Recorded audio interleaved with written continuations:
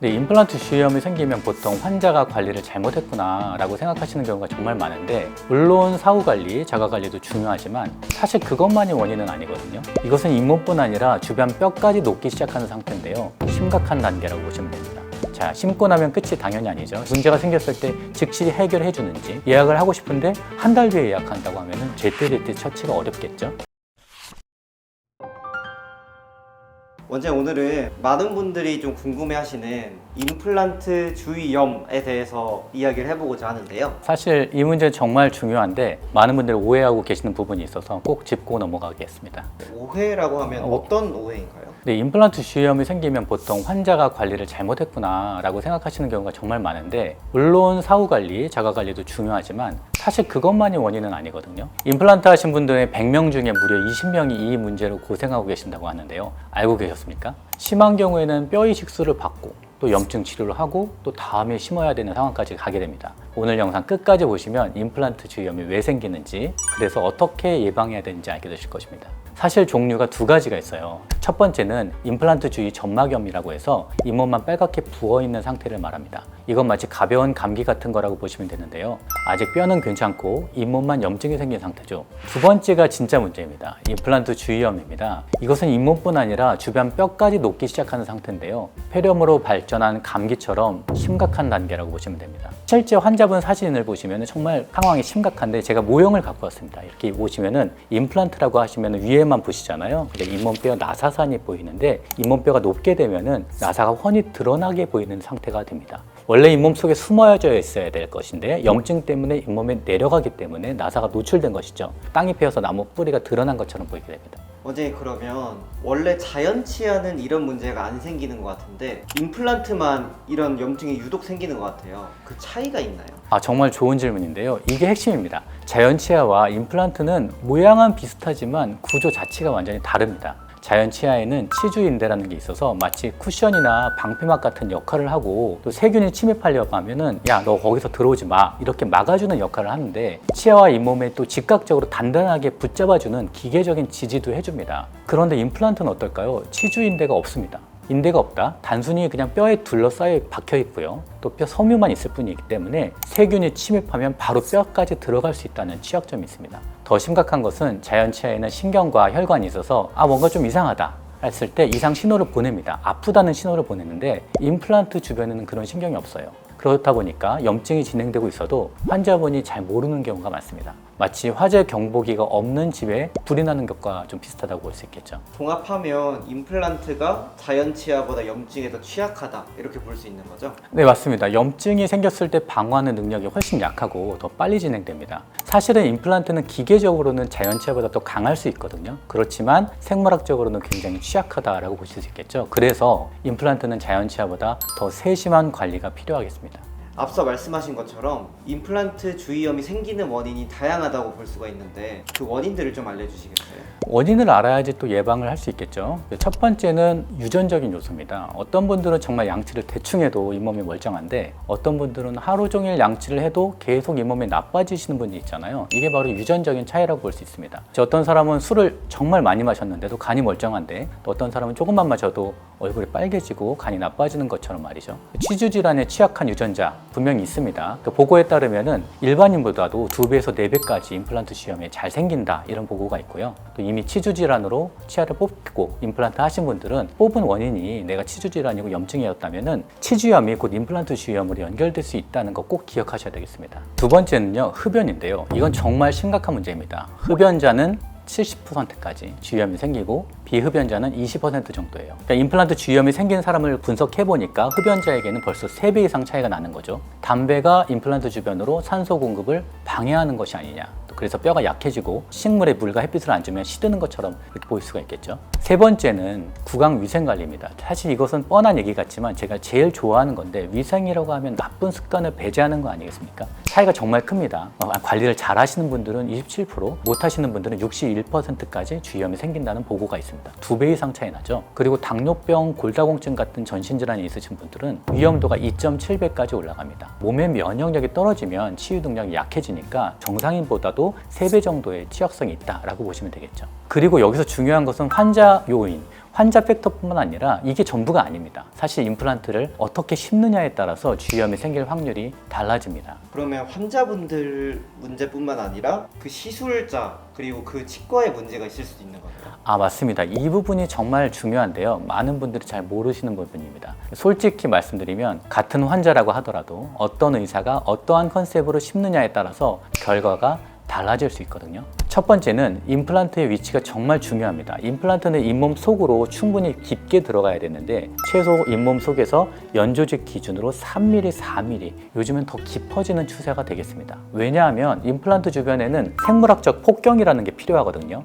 마치 성 주변에 해자가 있어서 딱 둘러싸이면서 적의 침투로부터 방어하는 것처럼 임플란트 주변에도 보호구역이 있어야 됩니다. 이 버퍼링 존이 부족하면 잇몸뼈가 내려가서 나사가 노출되기 쉽겠죠. 실제 사례를 보시면 이 환자분이 내원하셨어요. 환자분의 왼쪽에 임플란트가 좀 녹아있는 것을 볼 수 있습니다. 타치과에서 심으셨는지 꽤 오래됐는데요. 가끔씩 피가 나고 크게 아프지 않다라고 말씀하고 있습니다. 자, 이럴 때 느낌이 오시죠? 임플란트 주위염이 좀 시작되었고 이미 많이 진행됐다라고 판단이 되었습니다. 그래서 저희가 잇몸 치료를 하고 관리를 해드렸는데 이럴 경우에도 임플란트 잇몸 치료가 한계가 있죠. 아무리 잇몸 치료를 해도 뼈가 녹아있는 상태를 볼 수 있기 때문에 녹아있는 뼈는 다시 생기지가 않겠죠. 그래서 참 문제가 되었던 케이스가 되는데 이것을 해결하는 모습을 또 뒤에서 말씀드리겠습니다. 그러면 무조건 깊게 심으면 더 좋은 건가요? 아닙니다. 뼈가 부족한데 무리하게 깊게 심으면 오히려 임플란트가 뼈 바깥으로 나갈 수 있겠죠.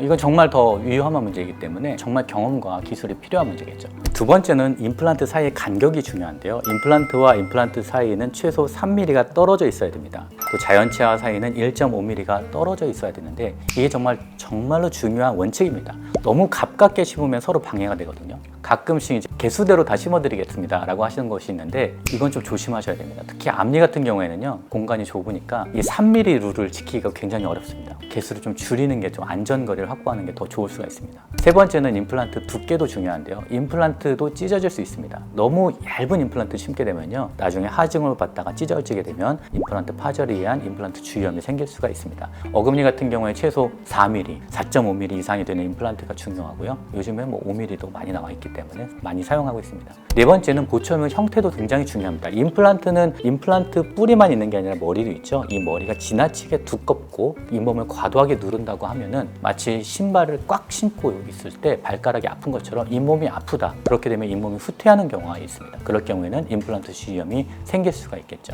좀 시술을 잘못 받아서 이미 주위염이 생겨버렸다. 그럴 때 어떻게 치료하는지도 알려주시겠어요? 네, 중요한 질문인데 내원하신 환자분처럼 타치과에서 오래전에 심었는데 염증이 생겼습니다. 이런 염증의 정도가 가능한 한 초기라고 한다면 잇몸 치료를 통해서 임플란트의 염증을 스탑하고 진행을 막을 수가 있겠지만 아무리 유지 관리를 하더라도 이 염증 정도가 3분의 1 정도 이상이 됐을 경우에는 임플란트 표면 처리를 아무리 해도 염증이 가라앉지 않습니다. 그렇기 때문에 염증 전도가 3분의 2 이상이 되었다고 판단될 경우에는 임플란트를 빼고 다시 심는 경우가 있습니다. 이 환자가 바로 그런 케이스인데요. 자, 여러분 보시면 알겠지만 임플란트 주위염, 치주염이 오신 분인데 결국에는 자연 치아와 임플란트를 다시 빼고 다시 정확한 위치에 깊게 잘 심어드린 케이스가 됐습니다. 이분의 CT 사진을 보시면은 임플란트 주위염이 일으킬 만한 보철적인 소인도 좀 있었어요. 너무 좀 뚱뚱하게 제작되어 있는 것도 보실 수가 있습니다. 환자분이 아마 양치하기 굉장히 힘들었겠죠. 그래서 이거에 맞춰서 부드럽게 이행되도록 최종적으로 임플란트는 이렇게 완성이 되었습니다.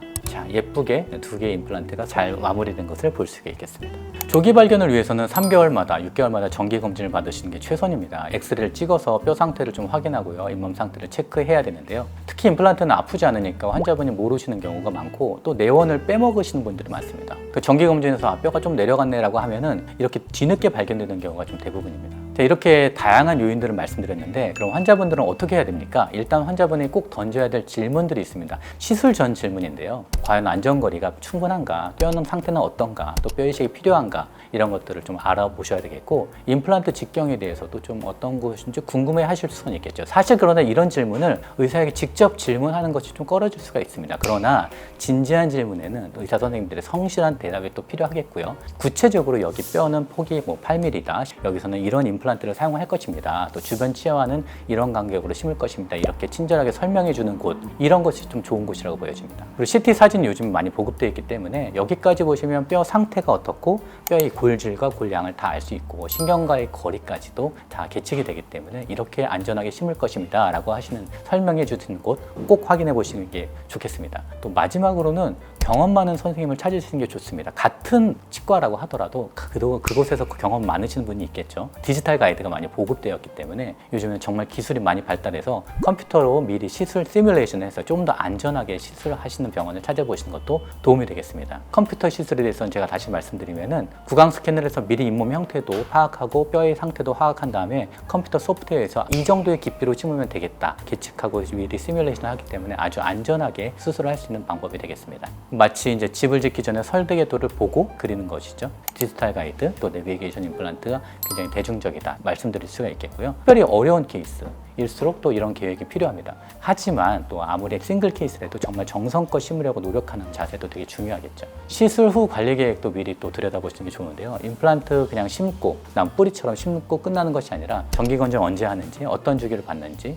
또 문제가 생겼을 때 어떻게 대처해 주는지, 또 중요한 것이 있습니다. 보증 기간이 있는데 보증 기간이 어떻게 되는지 이런 것들을 미리 확인해 보는 것이 좋겠습니다. 자, 심고 나면 끝이 당연히 아니죠. 심고 나면은 알아서 해드릴게요 라기보다는 이러이러한 관리를 받으시고 정기 검진을 받으시면 됩니다. 이렇게 말씀드리는 치과가 좋겠습니다. 또 문제가 생겼을 때 즉시 해결해 주는지, 예약이 쉽게 원활하게 되는지, 예약을 하고 싶은데 한 달 뒤에 예약한다고 하면은 제때제때 처치가 어렵겠죠. 정기 검진 때도 단순히 괜찮네요가 아니라 친절하게 설명해 주는, 꼼꼼하게 봐주시는 것, 잇몸 상태도 보고요. 또 교합도 상당히 중요합니다. 교합을 확인해 주는지 체계적인 검진을 하는지도 확인해 보시는 게 좋겠습니다. 자, 특히 내가 당뇨나 골다공증이 있다라고 하면은 내과에서 혈당 조절 잘 해주셔야 되는데 이런 것들도 잘 체크해 주시는지, 여러 가지 그 임플란트를 심고 또 보철 과정을 가면서 체크 포인트가 있거든요. 이렇게 좀 친절하게 안내해 주시는 병원이 정말 좋겠습니다. 환자의 전신 질환을 꼭 생각하셔야 되겠죠. 예, 오늘 말씀드린 것처럼 임플란트 주의염은 단순히 환자분들의 관리 부족 이것만이 원인은 아니겠죠.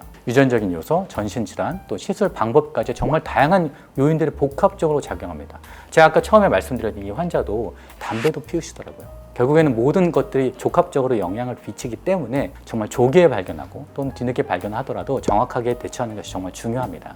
혹시 임플란트 주위에 좀 염증이 생겼다고 해서 너무 절망하지 마시고요. 또 조기에 발견되면 충분히 유지 관리가 될 수 있는 단계가 될 수 있고, 또 최악의 경우에는 또 다시 심으면 됩니다. 그 단계가 좀 시간이 좀 필요하겠지만 희망을 잃지 마시길 바랍니다. 임플란트 부작용 예방법에 대해서 이제 자세한 내용을 또 별도 영상으로 또 준비했습니다. 또 일상 관리부터 정기 검진의 중요성, 또 실제로 도움이 될 수 있는 구체적인 방법들을 다 담았습니다. 꼭 참고해서 보시기 바랍니다. 오늘도 9988 또 열심히 노력하는 구원장이고요. 시청해 주셔서 감사합니다. 다음 시간에 또 뵙겠습니다. 감사합니다.